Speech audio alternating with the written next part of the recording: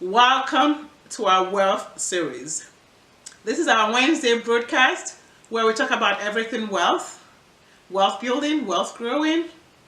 This week we're going to be talking about taxes, which is also part of wealth. I'm beginning to think that we should call this the wealthy place. It's the place to be on Wednesday, to grow wealth, to learn about wealth, to do anything. Wealth, health, same difference. If you've ever been to Nigeria, there's this church that's called Koza, and they call it Koza, the wealthy place. So I'm thinking I'm going to rename this to the wealthy place. Wealthy place to be on Wednesdays. It's 6 p.m. West Coast time, Pacific Standard Time. And so wherever you are, you can do the math. Anyway, my name is Noni Nowaseki. For those of you who don't know who I am, I'm a certified public accountant, and you're watching Black Pumps TV. So this week I got a question, and it's regarding taxes, and I am going to paraphrase the question. It says, I have a W-2 income. So now we're talking about US taxes. I have a W-2 income. I filed jointly with my husband. My husband has a business, and I also have a side hustle, and together this year we're going to have a loss. I've heard that having a loss on my tax return may trigger an audit. So I'm wondering if I should not claim all the expenses for this year so that I can break even and avoid an audit. So here are the facts. She has a W-2 income. She's going to file 1040. She's going to also include in her 1040 a Schedule C, which is profit and loss. It could be 1, it could be 2. I don't know all the facts. And she's going to have a loss on her Schedule C, which will now flow into her 1040, which will reduce her W-2 income. And all the expenses are legitimate. I don't know how long they've been in this business. I'm assuming it's new, but it's a sole proprietor. It's not a corporation, and it's not an LLC, it's not an S corporation, it's not a partnership. So they're going to report the income or the loss on their 1040. Now, you should not leave any deductions on the table. These are legitimate business expenses, and therefore you should deduct them. If there's an accountant out there that's telling you to do this, it's time for you to start looking for another accountant. Because it doesn't matter whether you have a loss, as long as those are legitimate and are tax deductible, you should be claiming them.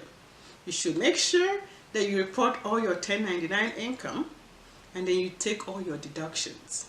You get your 1099 miscellaneous. If you're a contractor or a consultant, or whoever issues that to you, you make sure that you report that amount. One other case that I've seen is where somebody issues you a 1099 miscellaneous, and the number is wrong. It does not agree with what you have. And you go ahead and you file your return with the number that you believe is correct.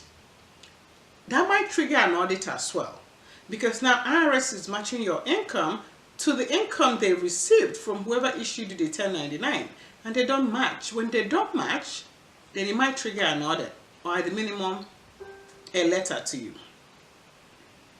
So my recommendation on that is, if you have a 1099 miscellaneous or whatever, and if you believe the numbers, the amounts are wrong, make sure you're telling the issuer to send you a corrected 1099. So that way, whatever they are sending to the IRS matches with your records.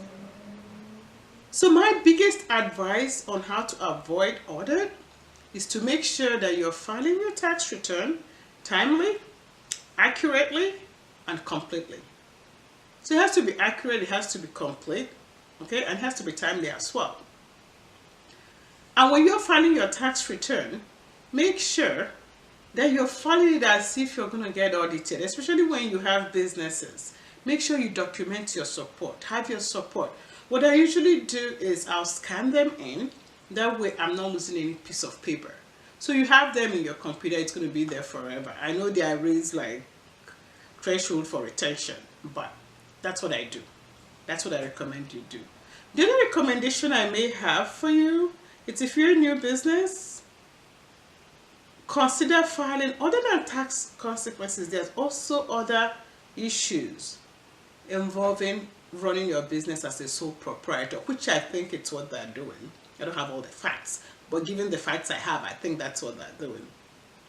So make sure that you perhaps incorporate from an LLC. There's all kinds of things you can do, and we can talk about this in the next session or in the 2 more sessions. I'll talk about business entity, how to organize your business. Okay, so that's kind of what I think that you should be doing. And yes, there are certain losses that are flags to IRS. Okay, but don't leave deductions on the table to avoid an IRS audit. If you get that letter, it's not something to be scared of.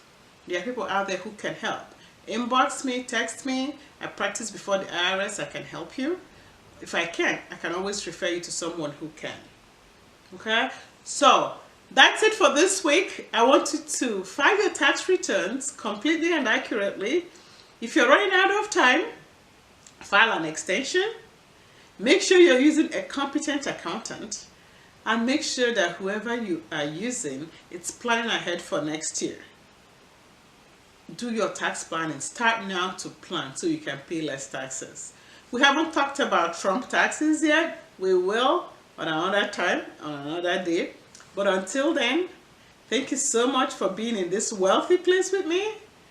Have a fantastic week. Be fabulous. And do me a favor. Be good to yourself. Thank you so much.